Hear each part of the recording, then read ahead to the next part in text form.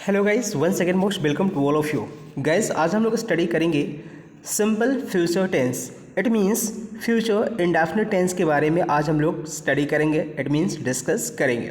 सो आइए स्टार्ट करते हैं कि सिंपल फ्यूचर टेंस होता है क्या चीज़ है। बिल्कुल यूनिक तरीके से मैंने इसके आइडेंटिफिकेशन को बताया है और क्या क्या चीज़ों को इसके अंदर जो है इंक्लूड्स की जाती है, वो सारी चीज़ों को मैंने इस वीडियो में डिस्कस किया है। So let's start that what is simple future tense. It means future indefinite tense. So firstly, we will try to know that what is the helping verbs of simple future tense. Simple future tense का helping verbs और main verbs क्या होता है, उसके बाद identification जानेंगे। उसके बाद हम लोग जो है इसके सेंटेंसेस के स्ट्रक्चर को जानेंगे। सो let's start. Here is given helping verbs will and shall. जी हाँ, सिंपल फ्यूचर टेंस में हम helping verb will and shall का यूज़ करते हैं। Got it. अब यहाँ पे इशूज़ ये है कि सर shall का यूज़ कहाँ पे होगा एंड will का यूज़ कहाँ पे होगा। सो यहाँ पे मैंने मेंशन किया है कि shall का यूज़ आई एंड वी के साथ, ठीक है। हाँ, शैल का जो यूज़ होगा सब्जेक्ट आई एंड वी के साथ करेंगे और जो विल का यूज़ होगा वो यू के साथ, ही, शी, दे के साथ किसका यूज़ होगा, विल का यूज़ होगा, ठीक है। सो ये कॉन्सेप्ट है। नेक्स्ट, इट के साथ भी आप जो है विल का यूज करेंगे। अब मेन वर्ब यहाँ पे कौन लगेगा, तो मेन वर्ब यहाँ पे वर्ब की फर्स्ट फॉर्म लगेगा। कौन सी, वर्ब की फर्स्ट फॉर्म को हम लोग यूज में करते हैं सिंपल फ्यूचर टेंस में।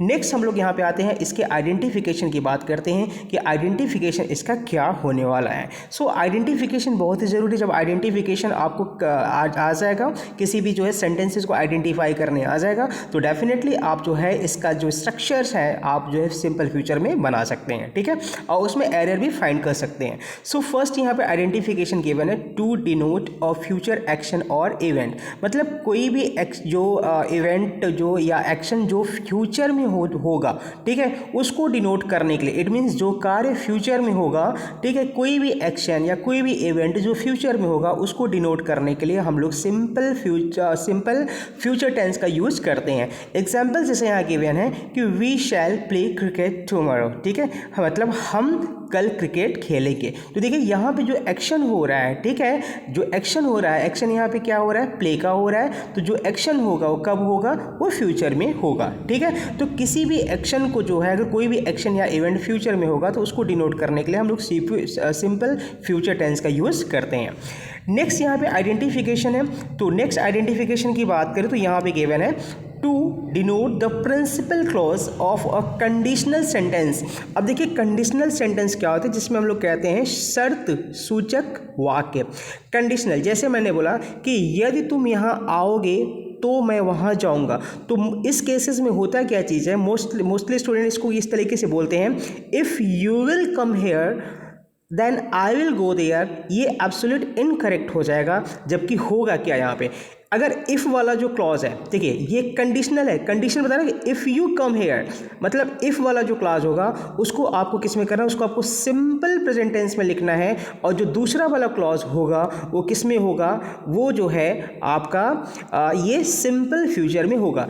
इफ़ यू कम हेयर, यदि तुम यहाँ आओगे, तो के लिए यहाँ पे मैंने कॉमा का यूज़ किया है, कॉमा का यूज होगा, ठीक है। आई विल गो देयर, तो मैं वहाँ जाऊँगा, ठीक है।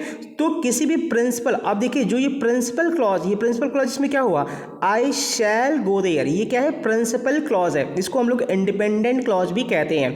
प्रिंसिपल क्लॉज को हम लोग इंडिपेंडेंट क्लॉज कहते हैं। और जो क्लॉज होता है उस सेंटेंस का एक पार्ट होता है, ठीक है, और क्लॉज में जो है एक सब्जेक्ट और एक मेन वर्ब जरूर होता है, ठीक है। इतना बात आपको माइंड में रखना है कि क्लॉज सेंटेंस का एक पार्ट होता है। इट मीन्स हम कह सकते हैं कि क्लॉज एक सेंटेंस ही है, ठीक है। तो ये आई शैल गो देयर एक प्रिंसिपल क्लॉज है, ठीक है। सो ये जो कि कंडीशनल सेंटेंसेस में इसका यूज़ होता है, ठीक है। जैसे मैंने फिर से यहाँ बताया कि इफ़ यू कम हेयर, यदि तुम यहाँ आओगे, अगर आप यहाँ पे यूज़ कर दोगे इफ़ यू विल, अगर आप यहाँ पे विल का यूज़ कर दोगे तो ये सेंटेंस क्या हो जाएगा, करेक्ट इनकरेक्ट हो जाएगा, ठीक है, गलत हो जाएगा। So if you come here, यदि तुम यहाँ आओगे, आई विल गो देयर, ठीक है। सो ये आइडेंटिफिकेशन हुआ। नेक्स्ट हम लोग आइडेंटिफिकेशन की ओर बढ़ेंगे और यहाँ पे देखेंगे, यहाँ पे गिवन है when we know about the future. देखो जब कोई भी एक्शन हमें फ्यूचर के बारे में, कोई भी एक्शन फ्यूचर में होने वाला है लेकिन उसके बारे में हमको पहले से पता है, ये पता है कि हाँ ये जो इवेंट है या जो एक्शन है ये फ्यूचर में होगा ही होगा, ये श्योर हूँ मैं, ठीक है। We normally use the present tense, मतलब कोई भी ऐसा एक्शन जो फ्यूचर में होने वाला है उसके बारे में हमें पहले से पता है कि हाँ ये चीज़ होगा, लगभग 90% से अबव उसकी जो है चांसेस है कि वो घटना होगी, ठीक है। सो ऐसे कंडीशन पे हम जो है प्रेजेंट टेंस का यूज़ करेंगे। किसका यूज़ करेंगे?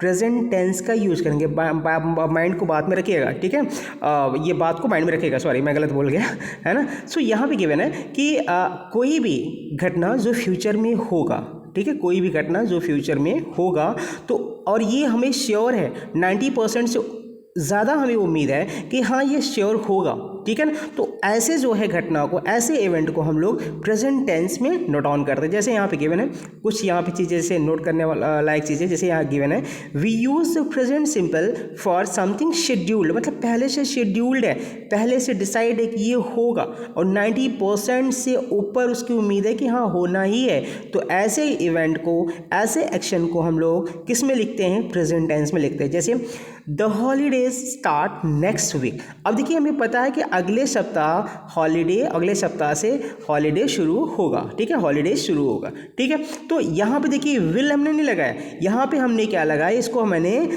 प्रेजेंट, सिंपल प्रेजेंट में लिख दिया, ठीक है, सिंपल प्रेजेंट में लिख दिया। इसका मतलब ये है कि जो छुट्टियां हैं वो अगले सप्ताह से शुरू होगा, ठीक है, या होगी, ठीक है। So the holidays start next week. अब देखो सेंटेंस का फॉर्मेशन आपको लग रहा है कि ये सिंपल में है, लेकिन सेंस इसका जो आ रहा है वो क्या आ रहा है? वो फ्यूचर में आ रहा है, ठीक है, क्योंकि ये पहले से जो है शेड्यूल्ड है, ये तय है कि छुट्टी होना ही है फ्यूचर में। तो इस बात को आपको माइंड में रखना है। सिंपल सा कॉन्सेप्ट ये है कि कोई भी एक्शन, कोई भी इवेंट्स जो पहले से शेड्यूल्ड है और ये हमें पता है कि ये फ्यूचर में होना है, ठीक है, और 90% से ज़्यादा उम्मीद है कि ये होना ही होना है। सो इस तरीके के सेंटेंसेस को हम लोग जो है प्रेजेंट टेंस में नोट डाउन करते हैं, सिंपल प्रेजेंट में नोट डाउन करते हैं। इस बात को आपको माइंड में रखना है, ठीक है। सेकंड एग्जांपल्स यहाँ पे गिवन है, the train arrives eight 6:30 in the morning. अब जो ट्रेन है कितने बजे पहुँचेगी? 6:30 पे मॉर्निंग में, ठीक है, 6:30 पे पहुँचेगी। ये चीज़ हमें कन्फर्म्ड है, ठीक है, पहले से शेड्यूल्ड है, ठीक है, इसलिए इसको किस में किया गया? सिंपल प्रेजेंट टेंस में इसको जो सेंटेंस का फॉर्मेशन किया गया, ठीक है। नेक्स्ट यहाँ पे गिवन है we can use the present continuous for plan और अरेंजमेंट। ठीक, अब देखिए कोई भी हमारा प्लान है और प्लान जो भी होता है वो फ्यूचर का होता है, या कोई भी अरेंजमेंट है वो कब होगा? फ्यूचर में होगा। तो ऐसे कंडीशन पे हम प्रेजेंट कॉन्टिन्यूअस टेंस का भी यूज़ करते हैं। जैसे they are coming to see us tomorrow, वे हमसे कल मिलने आ रहे हैं, ठीक है। They are coming to see मतलब मिलने, ठीक है, they are coming to see us tomorrow, वे हमसे कल मिलने आ रहे हैं। अब देखिए कल हमसे मिलने आ रहे हैं, यहाँ पे आर कमिंग मतलब इज एम आर के साथ वर्ब की आईएनजी फॉर्म है, कॉन्टिन्यूअस के फॉर्म में है ये, ठीक है, लेकिन ये फ्यूचर का सेंस दे रहा है। तो इसीलिए यहाँ पे लिखा गया है कि we can use the present continuous for plans और अरेंजमेंट। मतलब कोई भी प्लान आपका है, कोई भी आपका अरेंजमेंट है, तो उसके लिए हम प्रेजेंट कॉन्टिन्यूअस टेंस का यूज़ करते हैं, जबकि वो सेंस किसका देगा? वो फ्यूचर का ही सेंस देगा, ठीक है। आई होप कि आपको यहाँ तक की बातें समझ में आ गई होगी।